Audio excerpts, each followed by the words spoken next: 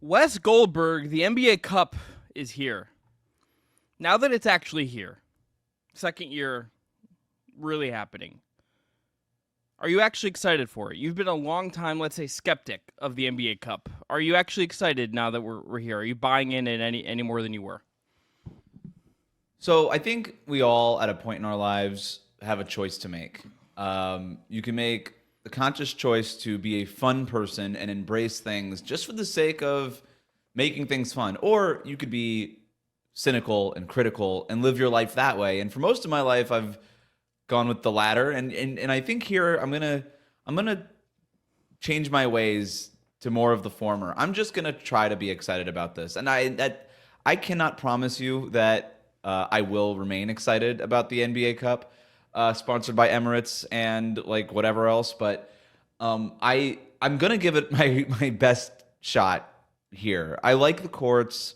I like that there's a sense of organization in an otherwise very disorganized NBA season where there feels like no rhyme or reason why games are happening on whatever nights, right? And why they're backs and why is this team on the road 6 games in a row or whatever it might be. Whereas with the NBA Cup, at least I know on Tuesdays and Fridays, these games are organized in a specific way. There's a group stage portion of this thing. They're only going to be playing these NBA Cups on those nights.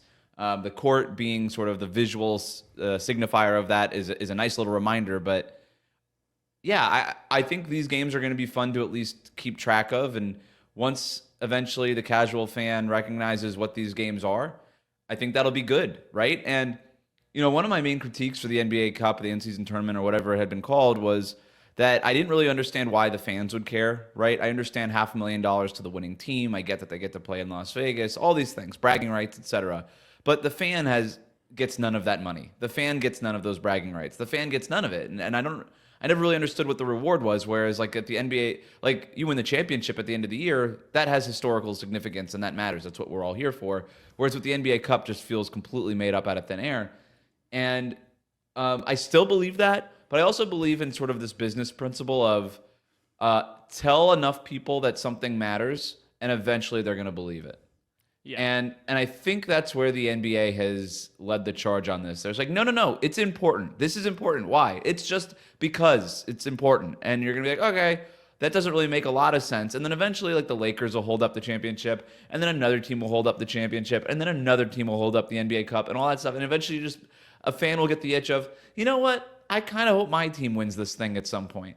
And at that point, I guess it'll just sink in. So that's my long monologue on like NBA Cup and just business practices in general, I suppose. But I'm gonna try to like it this year, Chris. What about you? I'm in on it. I think I was putting myself in the shoes of a Pacers fan last year, maybe more so than a Lakers fan. And if I was a diehard Pacers fan last year and they go on that run and you get to learn something about your team, I think that would be enough to get me invested. There's no question that that in itself would just make me excited about this cup. This year, the main reason I'm excited is because I think the way the groups worked is that we have just a lot of good groups as far as these things can go. Is the selection how that worked out? West Group B, for instance, Thunder, Suns, Lakers, Spurs is all varying degrees of interesting. Three, I think, particularly good teams in that group, even with the injuries at the center position for Oklahoma City. West Group C, you got Nuggets, Mavericks, Warriors, and Grizzlies in there. The Pelicans if the Pelicans were healthy, that would have been another team. I think with some intrigue, that would have been an absolutely stacked group. Go to the East. I mean, Cleveland and Boston in the same group. Is it just like guaranteed matchups in this part of the season between those two teams? I think is just a good thing for us watching basketball. Like I'm excited about that part of it, and I do hope we get another just random team ripping off a run here. I don't know. I haven't looked at the odds for this West, but like if there's an Orlando Magic run, even if with maybe the Palo injury prevents it, maybe the Brooklyn Nets, who are better than I think everyone expected, can do some damage in a group that looks kind of shaky. Maybe our beloved Charlotte Hornets, in that East Group A, which is Knicks, Magic, Sixers, Nets, Hornets. If you told me like the winner of that group is like Charlotte, I'd be like, sure, I think that's entirely possible with the way every other team in that group is looking right now. I just think I agree with you. I think it's just about repetition and buying in. But I've been putting myself in the shoes of fans that just want something to root for, and I think that's how you can latch onto it. I think especially if you're a younger fan who Yeah. maybe is a soccer fan as well, or just maybe like doesn't know any different.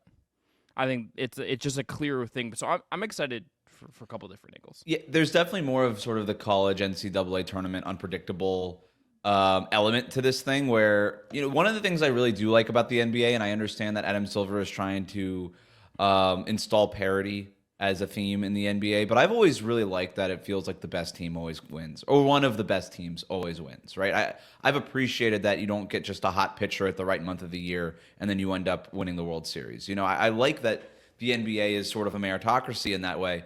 But the NBA Cup feels different in that way, where it's not the NBA playoffs. It's not the best of 7. It's one game group stage, go to the knockout round, then you're in Las Vegas, and then you have a chance. And so that is a really interesting element here, where if maybe you are the fan of the Charlotte Hornets, you have nothing to really play for in terms of winning the whole thing or your playoff viability this season. But this NBA Cup thing is kind of interesting, and maybe we can make a little bit of a run there. I think last year, I don't know, I'll ask you the question, because last year it was a really interesting final. You had the Indiana Pacers, this upstart team with a burgeoning young star in Tyrese Halliburton against, fully minted, maybe the GOAT, LeBron James, Hall of Fame historic greatness. And you had these two teams going up against each other in Las Vegas. And I wonder if that was sort of the best case scenario for the NBA in terms of a final matchup. Or would they prefer sort of your classic Subway Series type of thing where you just have two really big markets going at it? Would they have preferred, in other words, Lakers-Celtics last year versus Lakers-Pacers? I do wonder if you got the NBA front office in a sober moment, what they would really like. Because there's no question in the NBA Finals, you'd prefer Lakers-Celtics. But in the NBA Cup, because of what they're trying to sell here, I kind of think they would prefer Lakers-Pacers and matchups like that. I agree. I think they want to be able. I think in the Adam Silver era, particular, he wants to say like, look, a small market did something, and I do think there is like some value to that. Not to like take this in like a meta societal way, but I do think there's value in like things not being in these certain markets that are like that quote unquote like the forgotten markets. I think those are places that I think if you can get some success there, it's actually kind of a better thing than people maybe want to admit sometimes would be my argument. Yeah, if you could get this year, for instance, I don't know, whatever, it would be like Celtics, Warriors, Lakers, one of those teams versus the Knicks, like one of those teams versus the Cleveland Cavaliers, for instance. Yeah, if it was like Cleveland and then like the Lakers, or like it's really like the Celtics is like the one that feels almost likely, and then if you got like. If it was like Golden State Cleveland in this, which would have like a different like level of intrigue too, I think that could be fun. Or if like the Kings, this could be the Kings' success this year, and then they get the right, something like Sacramento, Orlando, these young teams that we kind of like, that are sort of interesting, that we kind of understand also have a pretty hard ceiling in terms of what they can do in the postseason. Yeah, teams like that. I think that's exactly what the NBA would prefer. So I guess we'll see. Yeah, we're gonna find out here in short order. It starts the day, a couple days ago from when you're hearing this, but the NBA Cup is here as we're going to start. On today's show, it is all about the title tiers. We're going to go through how our current title tier, our next step down tier, and then the teams we're just booting out of the conversation after the start of the season. That is coming up today on the Just Basketball Show. Let's dive in. Oh, a spectacular move by Michael Jordan.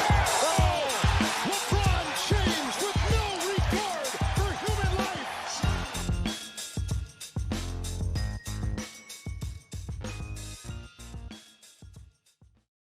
What is up, everyone? Welcome into the Just Basketball Show. I'm Chris Manning. That is Wes Goldberg. This is your twice weekly show covering all things hoops. If you haven't already, please follow, rate, review on your podcast app platform of choice. Hit subscribe on the Just Basketball Fans YouTube channel, where we just keep stacking up new subscribers every week. Maybe we get to 2,000 end of the year. That's lofty, but a boy can dream.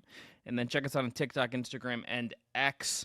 Wes, you're going to tell us about our first sponsor today, and that's BetMGM. Today's episode is brought to you by BetMGM. If you haven't signed up for BetMGM yet, use the bonus code JustBasketball. You're going to get up to a $1,500 first bet offer on your first wager with BetMGM. Here is how it works. Download the BetMGM Sports app on iOS or Android, and then sign up using the code JustBasketball. Deposit at least $10 and place your first wager on any game, and then you'll receive up to $1,500 back in bonus bets if that bet loses. Just make sure that you use that bonus code JustBasketball when you sign up. Gambling problem? Call 1-800-GAMBLER. Must be 21 or older to wager. Terms and conditions apply. Want to also tell you about our friends at Homage. Homage is the ultra-comfortable specialty apparel company with NBA and WNBA licenses that uses vintage-inspired designs to pay homage to the greatest stories, traditions, and figures across sports, music, and popular culture. Use the link below to make your purchase and support the Just Basketball show. And by the way, they also have a ton of great NBA stuff, NBA pullovers, NBA starter jackets. Look, we're not members of the Boston Media Mafia here, but they have a great We've never. Celtics 18. Well, West is like half in after the way he's been talking this year. But 18-time world champion starter jacket from Homage. If I was a Celtics fan, an immediate buy. I have my Homage Guardians jacket out there. I have a Browns jacket from them. Their jackets to me are the go-to item. So go check those out at Homage. Use our link below. Support the show. Wes, let's get into title tiers. Let's get into where we are at right now. I think, to me, to set this big picture, I do think that for the way I look at the title race this year is a little bit different. I'm not going to say that it is wholesale changed, but I do just think the way we've seen things go for certain teams, maybe not in the upper echelon per se, but I do think that there are different teams in the broader picture now that I did not have in maybe coming into the year, and I definitely have two teams I'm just completely out on as far as them winning a title, both in the Eastern Conference. So who is in your I really have two teams I feel great about in the inner circle right now. So maybe we could start there. I have Boston and OKC are my absolute stone cold locks. Even with the injuries to OKC, I think those are still the teams I feel the best about. And not coincidentally, they're the best two teams in net rating right now, according to Cleaning the Glass. Any pushback on either of those teams in the upper tier? No, I mean, based on what we've seen so far this season, it's clear that these teams are head over heels better than everybody else. Like, they are creating a separate tier. I think my only question coming into the season was whether or not the Oklahoma City Thunder could translate, like, the on-paper stuff to really being on that Celtics tier. The Celtics have been there. They're the reigning champions. They've proven it. I think everybody was actually a little too early putting the Thunder on that tier. But it turns out all those early people were exactly right at the same time. You know? So, yeah, the Celtics and the Thunder, to me, are in a separate tier and in that same tier over everybody else, but I also do believe that it's pretty open. So if they're going to be on your sort of locked inner circle, or rather just like the teams to beat in their respective conferences, that's fair. But I think that next sort of tier is also very much in the inner circle of championship contenders. I think Boston, just to hit on them for a second, they have not done anything to me that makes me think they're any worse than last year, which I think should still make them the favorites. I mean, their net rating right now. Would you argue that they're better?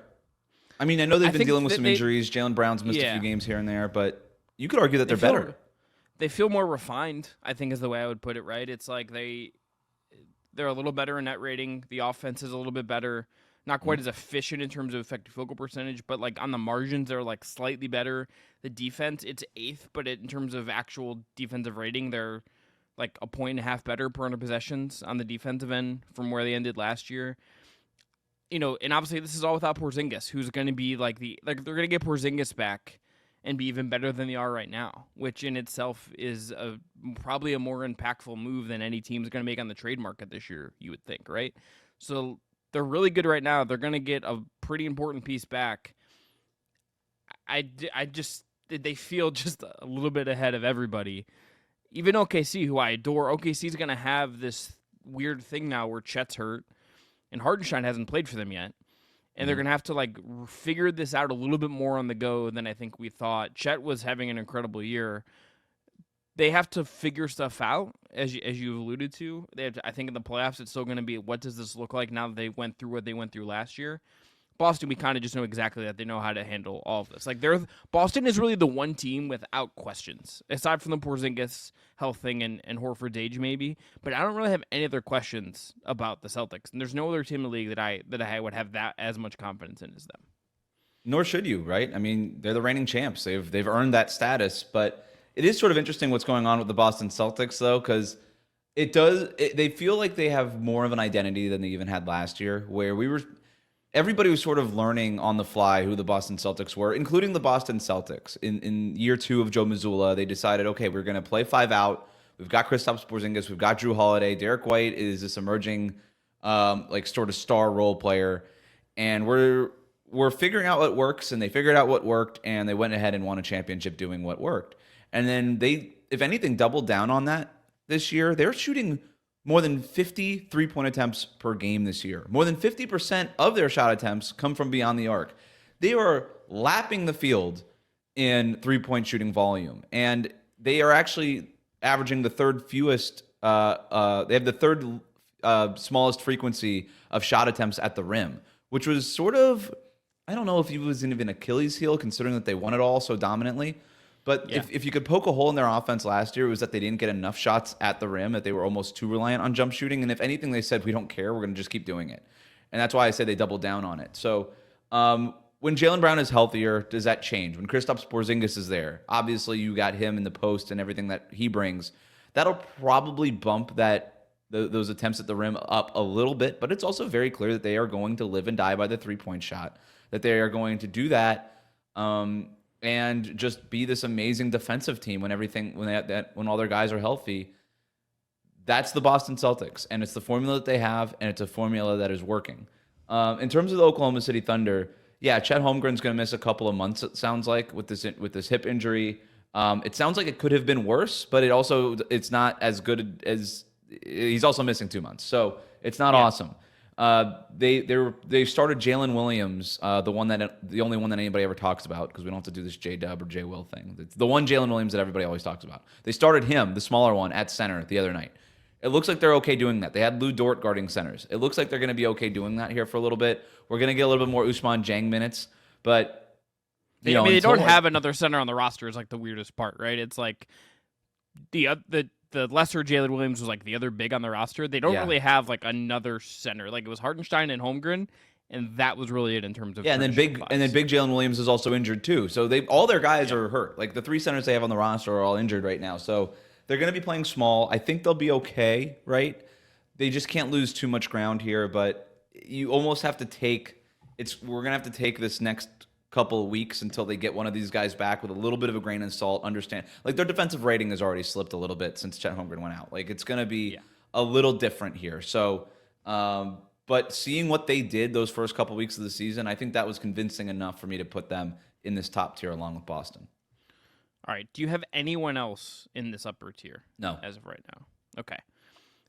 I don't either, but it's not for lack of wanting to make a case for certain teams. It's mostly that I think there's a lot of teams that have the upside that I just want to see more, right? I think that's it more than anything else.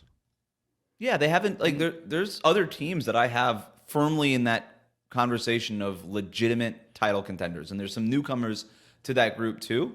But just putting them at the same level as Boston and Oklahoma City, I mean, you already mentioned it. These are the 2 teams that are like basically leading the league in net rating. Now Golden State's in there a little bit, Cleveland's in there a little bit, and I'm sure we'll talk about these teams here in a second. But I guess it's not necessarily a separate tier. It's sort of like 1A of the tier, like the innermost of the inner circle, and then these other teams sort of hovering around Oklahoma City and Boston. Yes. All right. So let's get to that next year, but first, got to tell you about our friends at eBay. eBay has been a fantastic partner for our podcast network this year, partnering with Just Baseball on 3 incredible events from spring training to the All-Star Game to Wild Card Weekend. And we want to shout out their new Gametime Gets collection, along with career benchmarks, league-wide records, and single-game achievements that will trigger them to drop at ebay.com/GameTimeGets, with bidding for each card starting at 24 cents as an homage to the game's 24-second shot clock. You can get in on this if you're a fan, and they have so many great drops. WNBA, NBA. You go to that link right now, which you can find in our show notes, and find your favorite player in there, find a particular milestone you're interested in, and keep an eye on it, and see the ones I've already sold. They get even more of an instance. Like I made a Kelsey Plum one from this year that would have been cool. They had a Diana Taurasi one with 15 seasons with 100 or more assists. I mean, that's awesome. That's a historic kind of milestone there. So go check those out at ebay.com/GameTimeGets. All right, so what's next year down? Let's just start. Let's go back and forth. Let's name some teams, and we can see who we want to talk about. I'll be the homer first. I think the Cavs are in this tier based on what we've seen so far. I think you have to put them in there based on what they've done so far. You have to. I mean, they're 12-0 at the time of us recording this. They look great. They have all the talent in the world. Like, this isn't some fluky thing either, right? Like, you've got Donovan Mitchell, who has appeared on MVP ballots in his career. You've got Darius Garland, an all-star. Jared Allen, a former all-star. Evan Mobley taking that next step and looking like he could be or will be almost certainly a multi-time future All-Star, right? I mean, whatever ceiling you put on Evan Mobley doesn't exist anymore. He's really starting to break out. And then you got all this depth. They're well coached. And can I point out one interesting thing here about the Cleveland Cavaliers? And I think why they're maybe built for this modern era. They might have cracked a little bit of a code here. So, yes, they have all this top-end talent. There's plenty of depth. They have 10 guys playing more than 15 minutes per game. And we talk about this quite a bit with the Golden State Warriors, how they're so deep and they don't have a lot of guys playing a ton of minutes. And you see how injured the rest of the league is right now. And other than Max Strus, the Cavs are not really dealing with any major injuries here, knock on wood. Again, recording this on a Tuesday, but I with that depth that they have, I mean, Sam Merrill played like 20-something minutes the other night. It's like they have a lot of guys that they could just sort of kind of look down in the bullpen and say, okay, you got the hot hand tonight. You go ahead and pitch a bunch of innings here. The lineup they used against the Bulls on Monday was like Ty Jerome, Sam. I'm gonna mess this up, but it was an all bench lineup, and it was none of the 5 starters. It was like Sam Merrill, Ty Jerome, George Niang, Dean Wade, and Okoro maybe might have been the 5, or Levert instead of Okoro. Like, it was just like, clearly Kenny Atkinson was just like, the starters don't have it tonight, whatever. I'm gonna throw this lineup out here, and it just like sort of worked.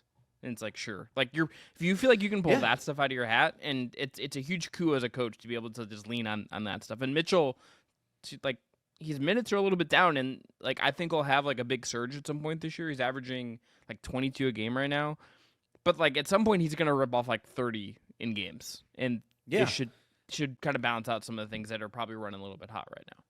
They're finding a lot of different ways to win a lot of games here. And that's a great sign, right? Like, what their best 5 lineup is. They have a really good bench. They get into these second units with Karis LeVert, and these units also work. They get into, you obviously start with the 2 bigs, and then you get into the 1 big lineups. And like, they just have like 2 or 3 groups that just keep working, keep clicking. But you already mentioned Donovan Mitchell. Mitchell and Mobley are the only guys on this team averaging 30 minutes per game, and that's by design. Like, that's in a league, again, that is dealing with so many injuries and so much wear and tear and so much travel and all these, like, you are seeing it build up here. Like, 82 games at the pace that these guys play is too many games. But that's not changing anytime soon. And so I think you're going to see some of these teams manage their superstars' minutes where, okay, yes, you buy a ticket, you're still going to see Donovan Mitchell, but you're only going to see him for 30 minutes instead of 34, 35, 36 minutes. And I think that's really smart what Cleveland has done. And it also allows them to tap into some of these other groupings too. And so, yeah, I think when you're looking at teams and can they go that far in the playoffs? Can they actually be a title contender? Health is the number one thing. You got to be healthy. And if they're healthy, then they have a real chance. And I think the way that they're approaching this season is maximizing their chances of staying healthy. So I love everything that Cleveland's been doing. Yeah, last thing I'll say about them, and if you want more Cav stuff, had a whole deep dive on them with Jackson Flickinger this week, earlier in the week, so you can go check that out on this feed or on YouTube. But their shot profile of being a very nice balance between heavy rim and heavy 3 does to me feel like the kind of shot profile I would want to push Boston. I do like the way that they are playing this year. Last year was kind of a little more mid-range heavy, a little bit slow. If that's like the broad tweak Atkinson has made, I think that's a huge net positive for the viability of this group. All right, Wes, who's the next team you want to throw in this tier? I'm going to go with the Denver Nuggets. Yeah. And I can't believe I'm doing it because we were is it because we were sounding the panic alarms on they don't have enough depth and all these things that I'm still concerned about that stuff, but here's the argument against all of it is Nikola Jokic is playing at an MVP level. He's taking more shots, averaging more points because that's what the team requires of him. He's playing a lot of minutes now. He's averaging almost 40 minutes per game. Now, that's sort of the opposite of the Donovan Mitchell Cleveland Cavaliers thing. It's how much longer can he do this? But I'm not going to doubt this guy. He's the best player on the planet. It's not very close, in my opinion. And he's playing for the Denver Nuggets, and that's why the Denver Nuggets are in this tier. Yeah, I think it's exactly right. I think Adam Mares, who knows his team better than anyone, I think, on this earth, except for maybe people that work for the Nuggets, did on his show with Tim Legler. The title, I haven't listened to the episode yet, but on the title was like, is this the best Jokic ever, is what I think it was, or something along those lines. And if Adam's saying that, who has been touting Jokic as being like the best player in the world for as long as I can remember at this point. That says something to me. Like that is like a credible source touting something about Jokic. And if he is this good, what that gets them into top 2 or 3 in the West, which is going to be a huge advantage. Murray will get back and be normal at some point. Gordon will be back. Maybe there's a trade they make. Maybe like they do a Michael Porter Jr. I don't like whatever it is. And the team's also done it, right? Like even if KCP as a core piece of this team is not there anymore, Jokic, Gordon, Murray, Christian Brown, MPJ, like at least those guys have all gone through this before. And if they can just like find one little move, I will absolutely talk myself into them making a run in the West again. It could easily see myself picking them to get out of the West. It's totally in the cards. Yeah, I mean, I definitely have my concerns with this roster, but the backup center thing is a problem, right? Dario Saric hasn't worked, and they've basically admitted that. Now, the Russell Westbrook thing is starting to click a little bit. He had that big game, I forget against which team the other night, or against Oklahoma City. He had that big game against Oklahoma City, and when Jamal Murray was out, he was starting in his place, and he was clicking with Jokic a little bit, and I think they're going to try to find more minutes where Westbrook can stay on the court with Jokic and maybe spell Jamal Murray a little bit. And maybe there's more minutes for Jamal Murray to carry that second unit without Jokic. And maybe there's some solves here. But yeah, I was talking with Adam last week about this stuff. And, I think maybe the main takeaway that I have is, yeah, it looks a little rough for Julian Strouder, Zeke Naji, some of these backup young guys that haven't exactly blossomed yet. But at least they're getting all of the chances to do so now, so that by the time April rolls around, maybe they're just ready. And I think that's fair. I still, like I said, I have questions. Is there a Zeke Naji move? He's got like an $8 million salary. Can you take him in a draft pick and maybe find, maybe a more of a viable backup option there? Perhaps. I still wonder if Russell Westbrook's even going to finish the season. But it just feels like they have no other options, on Denver. But it feels like they don't really have any other options, and they're going to have to make the most of it. And the thing about Jokic is he is so easy to play with, and he makes everybody around him better. And yes, they can't really afford for him to not be on the court, right? They're winning these games. They are walking a razor's edge in these games. Every 30 seconds that Jokic is off the court, and this is not even an exaggeration, every half minute that Jokic is off the court, they risk blowing the game, right? They are winning these games by such a small margin. They need Jokic to play as much as he is, but maybe they just need him a little bit less as the season goes on. That's got to be the hope, at least if you're in Denver. All right, next team for me is the Golden State Warriors. I've just been Warriors pilled. I don't know how real it is. I don't know if I believe everything that is going right now is totally going to work, Wes. But I think in an open league, the way Curry is playing, I think Kuminga on the bench has worked. I think they're getting revitalized Wiggins. There's maybe a trade at some point to make there. I just have loved a lot of what I've seen. They're 5th in net rating. They're 8-2. I just believe in something is working here with them, and I think in a wide open league, totally crazier things have happened that they could do something. Now, are there some underlying things I don't love? Yes, I don't love that they're shooting way less at the rim this year, or their rim accuracy is down, and even as they're taking more shots at the rim, which I think is a net positive. Will Wiggins ultimately hold it up for the whole year? I don't know. Is there a Curry injury coming? But I think like Buddy Hield does work for them. I think they're getting good minutes from all the guys you kind of would hope they would. And it's Steph Curry. I'm going to believe that something is possible here, even if it's on the fringes of possibility. So I have them just outside of my inner circle of contenders, right? There's, I guess, a third tier, I suppose, if we're doing it that way. And that's not to say that I don't believe in them. I just got to see a little bit more. Now, they started the year with a really easy schedule. That said, they went into a brutal 3-game stretch in Boston, in Cleveland, in Oklahoma City, and they went 2-1 in that stretch. That's really impressive. Now, Chet Holmgren only played like 6 minutes in one of those games before Andrew Wiggins flew into him and he injured his hip, but it's still impressive nonetheless. And here's the other thing. Steve Kerr went into the year saying the 2 things that they need to do is get up more 3-pointers and be an elite defensive team. Well, they're 4th in defensive rating, and they're 4th in 3-pointers made per possession, right, behind Boston, Minnesota, and Charlotte.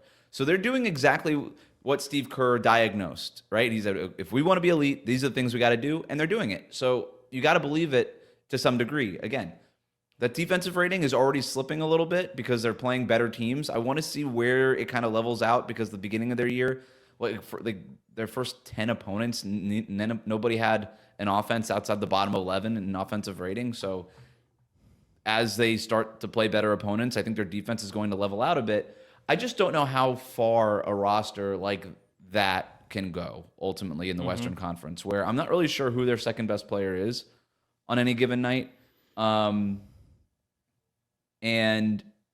at some point, like the too many guys thing has to come into play. Like, what's Steve Kerr's preferred closing lineup in a close game in a playoff setting? Now, I will say this. The Warriors are a team that looks like, if there's any team in the league that needs to be a buyer between now and the trade deadline, it's the Golden State Warriors. You could package some of these players and go get a difference maker. And if they do that, then to me, they answer a lot of these questions, where if they can get sort of this bona fide number 2 option next to Steph, that goes a long way. And I think they're going to try to do that, right? The Warriors have been known to be aggressive. They are going to be aggressive between now and the trade deadline. I don't know what that looks like. I don't know if that looks like anything ultimately materializing, but they're going to be aggressive. And so it's for that reason, more than maybe any other reason, or, in addition to what we've seen so far from them, that you have to have them in at least consideration. And that's kind of where I have them right now. Yeah, I think all those are fair. It's certainly something. I think is the second best guy question, I think, is a real one. It's really just, I think, believing in Curry. It's like a lesser version of the Jokic thing, because I think Jokic is a more overwhelming force to drive wins right now, but it's the same belief when just like, oh, this team has like an all-time great player, a really good coach, a lot of guys I like. It's like a 3% chance or something like that, but I don't think it's out of the question. I think I have like a really big second tier is where I'm at, Wes, that I would rank them in that tier in a certain way, but I think there's like a really big second tier for the title picture is where I'm at.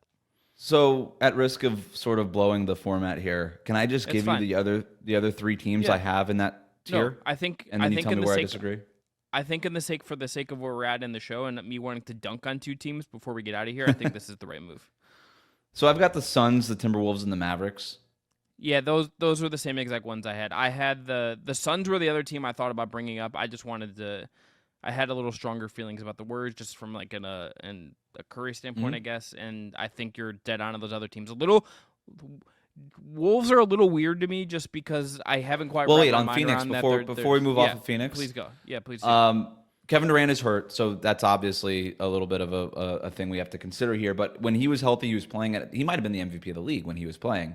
Yeah, him or Jokic, but I think Devin Booker will find his stride a little bit. It's been a little bit rough out of the gates. Bradley Beal has been awesome defensively for them. Like this Bradley Beal transformation into basically a 3-and-D guy is remarkable. Like he's been a pretty good defender for them. And he's taking more catch and shoot threes, and he's doing all these things. He's basically starring in his role, which is pretty remarkable.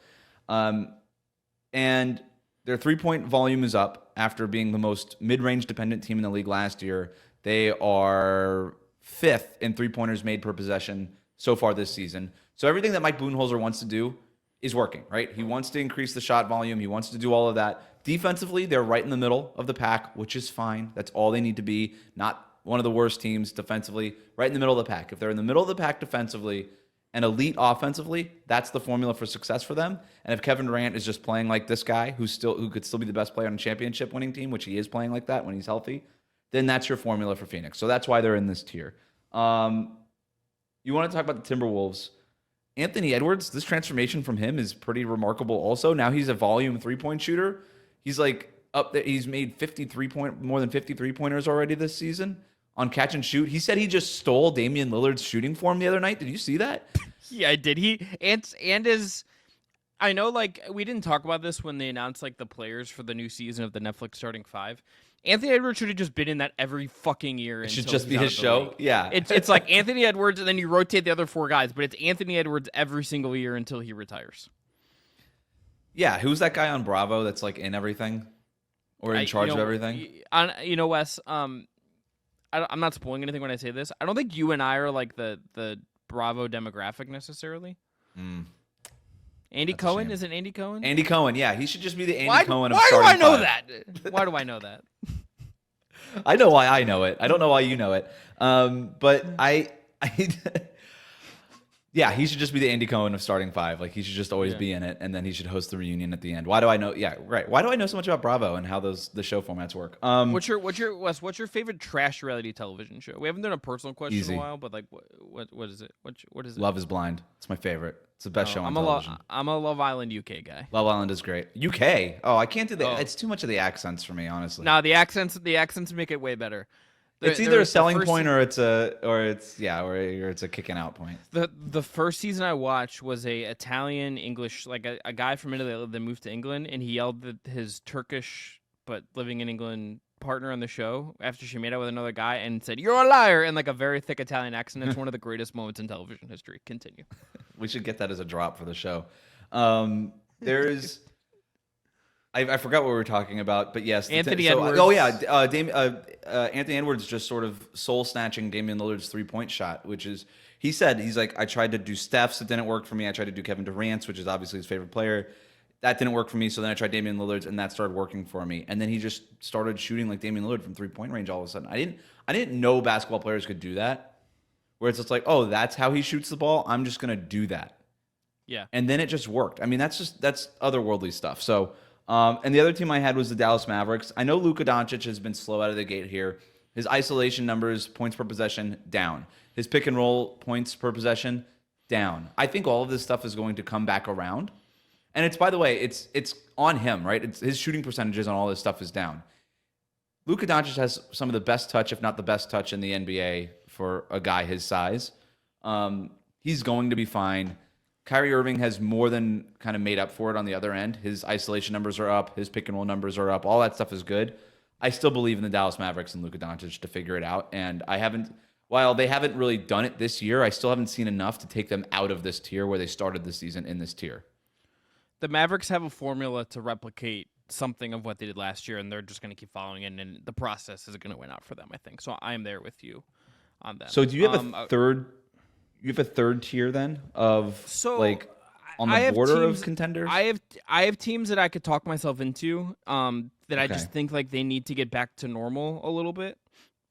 I would say the Knicks are in that class for me of just like a team that I think will get better, but the way, like, I don't know if you heard the stat that Tim Bontemps threw the other day about Karl-Anthony Towns giving up like above 90% at the rim. It's like you're not making the finals. That's the case. Mikal Bridges has not been good.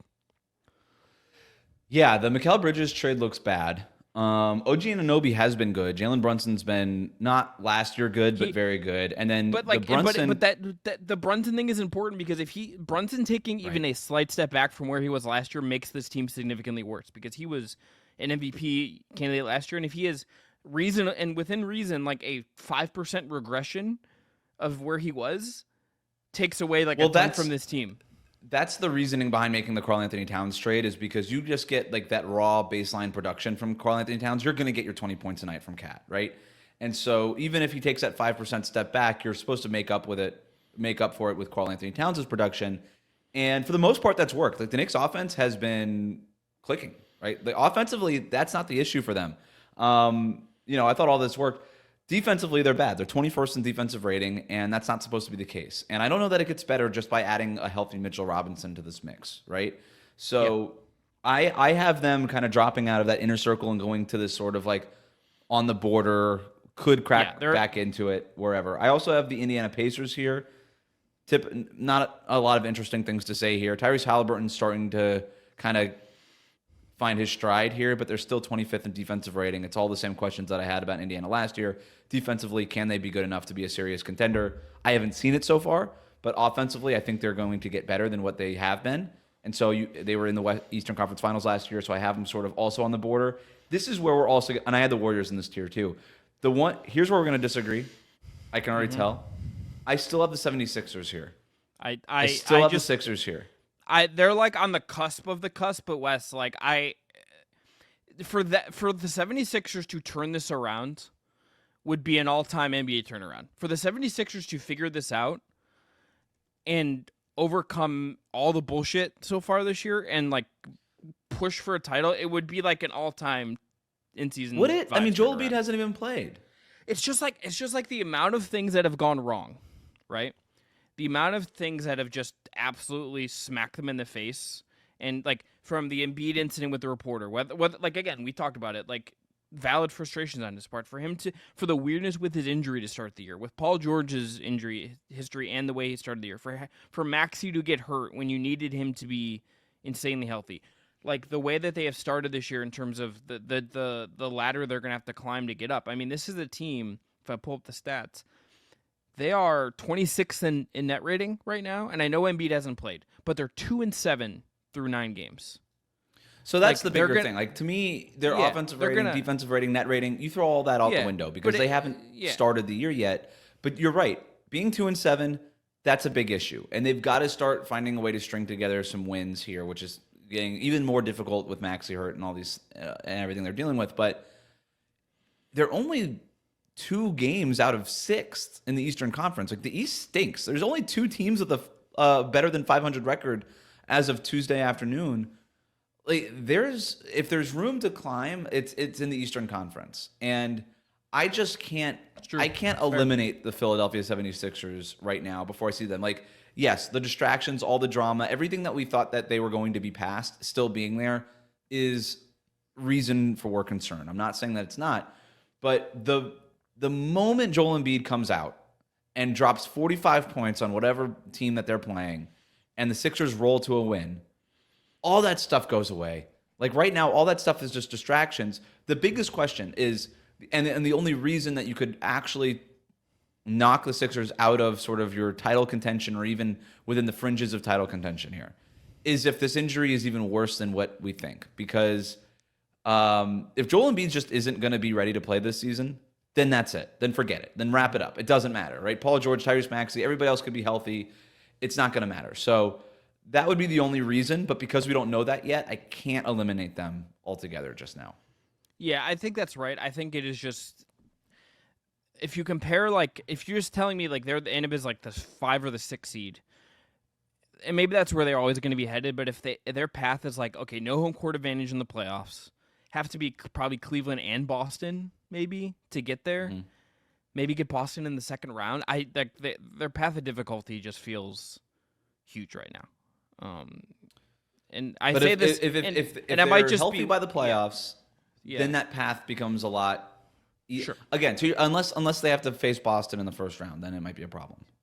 Yeah, and look, I might be just feeling a lot of regret for being the person who said I'm picking Philly to win the title in our season predictions, and just being like, did I work myself into something ridiculous because I believed in parity? And should I have just picked the Celtics to repeat? I probably should have just picked the Celtics to repeat.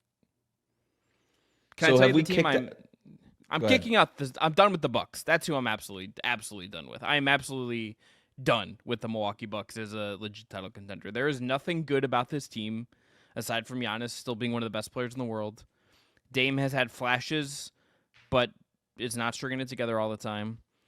They are old, they're thin, and Wes, like, hot take. I think maybe not even a hot take at this point. Doc Rivers is just not a good enough coach anymore. And there was a nugget the other day, I think from ESPN, from Wendy. Maybe it's from somewhere else. I might be misaggregating here. That Bucks ownership, or Horst, wanted Kenny Atkinson. And Bucks ownership, which involves like Jimmy Haslam, who, as the owner of the Browns, should never be allowed to be near any decision making you make as a sports franchise. Their whole ownership group wanted Doc. They have a losing record with Doc since they brought him in. I understand there's caveats there, all that stuff, but like he's just not like if the vibe for him, if the argument for him in the first place was bring in a stable coach who just like gets along with everyone and can like run normal shit and will be fine, that's obviously not worked. The Dame trade feels like a massive issue at this point, just hasn't worked. You know, never know what you're getting with Chris Middleton. I don't think we can take this team as like a real title contender at this point. I don't see a path where they're beating the Celtics, beating Cleveland in a playoff series. Unless Giannis is just gonna like put everything on his back and Middleton has like a miraculous run, like that's the only way, and that feels like a very, very thin margin for anything going correct for them. Yeah, I mean, you can argue Giannis is already putting everything on his back, and it hasn't mattered, right? They're still 6 games under 500, and so. I mean, the way they lost to Cleveland at home when they got out to this, I don't know if you watched that game, but Dame absolutely Cooks to start the game, and they came out like great, and to lose that game where you built this massive lead and had all the good energy, and to lose on your home court that way, I'm just like, I don't know, like that just tells me something I don't Yeah. like. Yeah, and as soon as Boston decided to turn it on, the game wasn't even close anymore. And Damian Lillard has developed this weird thing over the last couple of years of he's kind of a one-half player now. He's not really a full game player as much as he used to be, and that's just something that I'm watching there. So, yeah, you have to kick Milwaukee out. To kind of use your analysis from the 76ers, if Milwaukee was going to turn this thing around and make a run, it would be an all-time run. The vibes are terrible. You already hit all the reasons why. The team's not good enough. You already hit all the reason why. The coaching isn't good enough. You've already hit all the reasons why. This team stinks, and it's hard to figure out exactly why they're this bad. Because even if they weren't even if we were to knock them out of championship contention in that tier, they still should not be 2-8. They shouldn't be looking this bad when you have Giannis, Damian Lillard, and still some decent players on that roster. There's a lot going wrong in Milwaukee. I don't know that they have the players there to fix it. I don't know that I think Giannis is escaping some of the criticism here. He hasn't exactly been the most amazing leader for this team, right? Like that. You can go back to the New York Times article a couple last year where he said, you know what, if above all else I want championships. He's talking about, hey, we can all get traded before this year, all this stuff. I don't know that he's necessarily rallying the troops here. He hasn't really given me the indication that he wants to stay in Milwaukee long term, right? Like he had, and by the way, he doesn't have to. But if you're looking for reasons of why things don't feel great in Milwaukee, that's another one of those reasons. So the Bucks to me are out. I've eliminated them. They have no chance. And I feel like I have a little bit of egg on my face right now because I kept talking about, hey, we're overanalyzing the Milwaukee Bucks. You still have Giannis. You still have Damian Lillard. Doc Rivers is a walking 50-win coach, even despite his obvious shortcomings in the playoffs. Giannis is a walking 50-win player, despite the fact that he hasn't finished the postseasons the last 2 years. And yet all this stuff is kind of coming to a head, and it just doesn't feel like anybody really wants to do their job to the maximum level, and that's a problem. So that's the only other team that I kicked out. Do you have another team? No, I have some teams on the fringes I'm like interested in, but I've cooled off on the Lakers. I think the Magic are kind of a wait and see because of Paolo, and like watching them run offense without Paolo is hard. It's just not good. It's very one note. You know, like the only other team I knocked out was the Pelicans, and I never really had them in my top tier, but a lot of teams had them sort of in that team to watch. But I was higher than them new, but like the fact that Brandon Ingram's like the saving grace of their season is one of too many injuries. And I know technically they should get all these guys back before the end of the year, but this feels like one of those lost seasons. And if anything, New Orleans should probably go the other way and just say, you know what, Zion out indefinitely. Maybe you just reverse course and say, let's tank, have one more. Or wait, do they? I don't even think they own their pick, do they? But it's like Giannis having a hamstring injury to me. I'm just like, let's just like you could tell me he's out 2 months and I'd be like, sure. You know, you never know with him. When you say indefinite hamstring injury and Zion Williamson in the same sentence, I'm just immediately just. I'm sorry. So they do. Scared. New Orleans actually. I'm sorry. I had this backwards. They have Milwaukee's first round pick this year. Protected for the top 4 selections. And then they obviously have their own first round pick. So they could have 2 pretty nice picks in this draft. If I'm New Orleans, I would go the other way and just say, you know what? It just wasn't meant to be for us this year. It happens all the time. Season's lost to injury. Let's regroup next year, potentially with 2 top 10 picks in a loaded draft class. Zion for what? What are we doing? Oh, keep Zion. Yeah. Ingram for whatever you can get him for at this point. Yeah, probably. Or let Brandon Ingram walk in free agency and just say, you know what? We kind of do the whole Paul George thing with him. Something isn't better than nothing in today's CBA. Sometimes nothing is better than something. So that's a great point. Any other teams, Wes, we didn't mention before we dip out here? Anyone we should have thrown in here? Nope. I think we got them. We didn't get to Memphis. I think it's still a wait and see. I don't believe in them. Yeah, the net rating. I mean, like the team. Here's the team's top 10 net rating right now. We'll do it this way to end here. Boston, OKC, Cleveland. This is cleaning the glass. Boston, OKC, Cleveland, Memphis at 4, Golden State at 5, Houston is at 6, buoyed by a really good defense. Dallas is at 7, Minnesota 8, Knicks 9, despite them being 4 and 5, and Denver's at 10. Sacramento, Clippers, Phoenix the next 3. If there's a There's, team like, is there a team that we didn't talk about that could be a trade away from getting into this? Is that just the obvious Lakers thing, or It's the obvious Lakers thing, and I don't see it for Sacramento, the Clippers. I don't see it for Houston. I think Houston maybe is better than we expected. I'm glad we're kind of into them, and we're due to check in with our beloved Rockets and Pistons. Mhm. But I don't think those teams are real title contenders. I don't think that the Houston, unless like Durant's not becoming available for them to like play with Sengun. right? So it's like, what's the trade? What's the trade for them? Yeah, to me, like Memphis, Houston, Lakers, those are the obvious ones, but I don't know what that trade is right now. Yeah, and Orlando, same thing. It's like I would love for them, but they're big. They kind of would have to change their identity to make a trade at this point. So like, what's the trade? Orlando should just stand pat. I have no problem. They look great when Paolo was in there. When he comes back, they'll be okay. But I keep the pace that they're at. Orlando, you're doing good stuff over there. Yeah. All right, we're gonna end there then. I'm Chris Manning. That's Wes Goldberg. Back next week with more than just basketball show. Have a great weekend. Enjoy the hoops. We'll talk to you soon.